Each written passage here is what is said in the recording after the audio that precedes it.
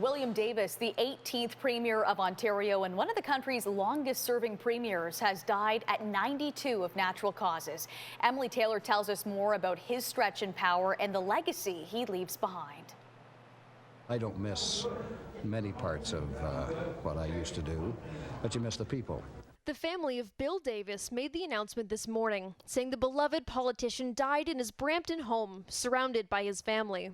Davis served as premier for 14 years in 4 consecutive terms until 1985. His stretch of power culminated in him stepping down at the height of his popularity, effectively ending the Progressive Conservatives' unprecedented 42-year rule of the province.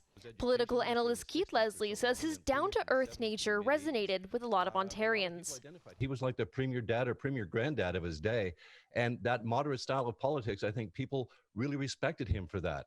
He was known for reaching across the aisle to work with all parties. I was a young man when I first covered Bill Davis. It was 40 years ago now. He was an unflappable politician. He never got angry. Every premier that there's been since him has learned something from observing the way Bill Davis conducted himself. His policy was basically bland works, and for him it really did.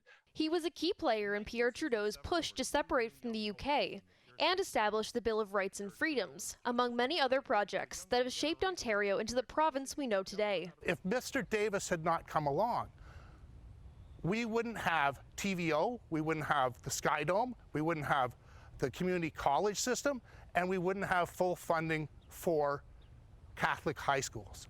Hamilton's Mayor Fred Eisenberger gave his condolences to the family. He had the chance to work with Davis in the Premier's retirement.